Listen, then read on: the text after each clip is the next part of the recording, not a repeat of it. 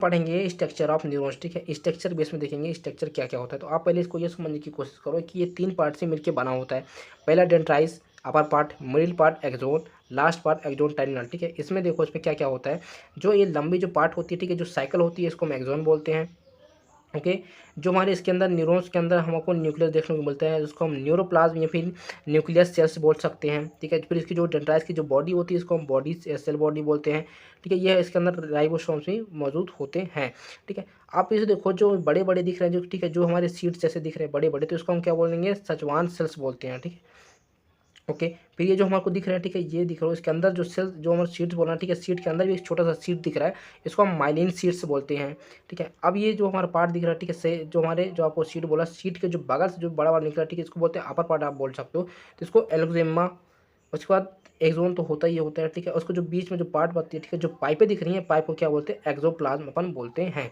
तो आप इसको अब समझना कैसे ये काम करता है। मान लो कि हमारा डेंड्राइट हो गया, ठीक है।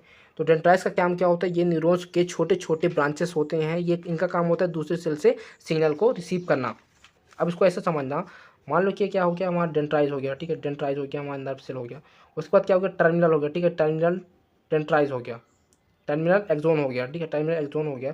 तो ये क्या कि ये इन्होंने मैसेज क्या किया, इन्होंने जो भी मैसेज हुआ बॉडी में जो काम हुआ जो बताना होगा, तो ये मैसेज लेके आते हैं, किसके पास लेके आते हैं, दूसरे नर्व के पास आते हैं। तो हमारा डेंड्राइट रहता है वो क्या करता है, ये मैसेज को रिसीव करता है, रिसीव करने के बाद ये आगे का प्रोसेस करता है, ठीक है। वो कैसे प्रोसेस करता है इसको भी देखने की कोशिश करते हैं। उसके बाद अपन क्या किया, डेंड्राइट ने क्या किया, दूसरे एक्सोन टर्मिनल से क्या किया, मैसेज को इसने रिसीव कर लिया। ओके। रिसीव करने के बाद अपना अपना आगे का काम कौन करता है, एक्सोन करता है। एक्सोन क्या होता है, ये न्यूरॉन्स का लंबा पार्ट होता है। इसका काम होता है सिग्नल को सेल बॉडी में आगे तक ले जाना, मतलब एक्शन देना। डेंड्राइट ने हमारा रिसीव किया, उसके बाद एक्सोन का काम है इसको फॉरवर्ड करता है। कहाँ फॉरवर्ड करता है, एक्सोन टर्मिनल में, ठीक है। एक्सोन टर्मिनल क्या होता है, एक्सोन का लास्ट इन पार्ट होता है, इसका काम होता है सिग्नल को नेक्स्ट न्यूरॉन या मसल तक ले जाना, ठीक है। अब मैंने जैसे आपको बताया हमारे जो एक्सोन टर्मिनल थे, ठीक है, ये क्या किया, मैसेज लेके आए, किसको दिया, आपको डेंड्राइट को अपने मैसेज दिया, ठीक है, मतलब एक न्यूरॉन दूसरे न्यूरॉन्स को दिया, ठीक है। इसका लास्ट पार्ट था, ये इसका फर्स्ट पार्ट था, तो उसने क्या किया, इसको रिसीव दिया। अब सेम प्रोसेस यहाँ क्या करेगा, एक्सोन करेगा, ठीक है। एक्सोन करने के बाद एक्सोन टर्मिनल करेगा, फिर ऐसे ऐसे करते चलता जाता है, ठीक है। तो सिंपली समझो, डेंटिस्ट क्या किया, डेंटिस्ट डाटा को रिसीव किया, एक्सोन क्या किया, उसको फॉरवर्ड किया, फिर एक्सोन टर्मिनल क्या होता है, ये लास्ट पार्ट होता है, ठीक है। ये फिर दूसरे नर्व्स को अपने चीज़ को जो मतलब डाटा होता है इसको क्या करता है, फॉरवर्ड करता है। उसके बाद अपन पार्ट देखेंगे, ठीक है, सेल बॉडी को, इसका शरीर, ये क्या होता है, it is also known as soma. इसे सोमा के नाम से भी जाना जाता है। जो हमारी सेल बॉडी होती है, जो डेंड्राइट का मैंने बताया, इसको अपन किस नाम से भी जान सकते हैं, इसको हम सोमा हम जान सकते हैं। उसके बाद होता है the cell body is the control region containing nucleus is the site of all major metabolic activity of cells। कोशिका का शरीर वह केंद्रीय भाग है जिसमें केंद्रक होता है और यही कोशिका की सभी प्रमुख मेटाबोलाइक मतलब चयापचय गतिविधि का केंद्र होता है। जो हमारा सेल होता है, ठीक है, ये क्या होता है, जो हमारी कोशिका होती है, जो सेल होती है, ठीक है, उसमें क्या होता है, इसमें प्रेजेंट होता है भाग, मतलब सेल का एक भाग होता है, ठीक है, केंद्रीय भाग होता है जो सेंटर में पाया जाता है, ठीक है, जिसको अपन न्यूक्लियस बोलते हैं। और इसमें केंद्रक भी होते हैं, सही बात है, ठीक है। सेल है तो सेल के अंदर आपको पता है न्यूक्लियस तो होते ही होते हैं, ठीक है। और यही कोशिका की सभी प्रमुख चयापचय मतलब मेटाबॉलिक एक्टिविटी गतिविधियों का भी एक केंद्र होता है, ठीक है, मतलब मेटाबोलाइक एक्टिविटीज सेल के नाम से भी इसको हम जानते हैं। Next, it is the approx 4 to 100 million activity of cells. यह लगभग 4 से 100 मिलियन को इसका गतिविधि है, ठीक है। जो हमारा सेल बॉडी होता है, ठीक है, ये क्या होता है 4 से 100 मिलियंस, ठीक है, एक्टिविटी ऑफ सेल्स होती हैं, ठीक है। होता है the cytoplasm of neurons is known as neuroplasm. Neurons के साइटोप्लाज्म को न्यूक्लियोप्लाज्मा कहा जाता है, ठीक है। जो हमारे न्यूरोप्लाज्म के जो साइटोप्लाज्म होते हैं, ठीक है, उनको हम क्या बोलते हैं, न्यूरोप्लाज्म बोलते हैं। उसके बाद होगा the ribosomes of nucleus is called as Nissl's granules. उसके बाद अपन नेक्स्ट देखेंगे the ribosomes of neurons is called as Nissl's granules. Neurons के राइबोसोम्स को नीलेस ग्रेन्यूल्स भी कहा जाता है, ठीक है। जो आपको मैं दिखाया, जो हमारे न्यूरॉन्स होते हैं, ठीक है, न्यूरॉन्स के अंदर राइबोसोम्स पाया जाता है, ठीक है। राइबोसोम्स को अपन क्या बोलते हैं, राइबोसोम को अपन नीलेस ग्रेन्यूल्स को भी कहा जाता है। उसके बाद अपन देखेंगे next dendrites and axons are nothing but the extension of the cell body. Dendrites और एक्सोन कोशिका शरीर की विस्तार मात्रा है। ओके, उसके बाद अपन देखेंगे एक्सोन। एक्सोन का क्या वर्क होता है। So axon is a thin long and cylindrical process extension that exist from the cell body of neurons. Axon neurons के शरीर की कोशिका से निकलने वाली पतली और लंबी बेलनाकार रचनाएं होती है। आप इस डायग्राम के बीच समझने की कोशिश करें।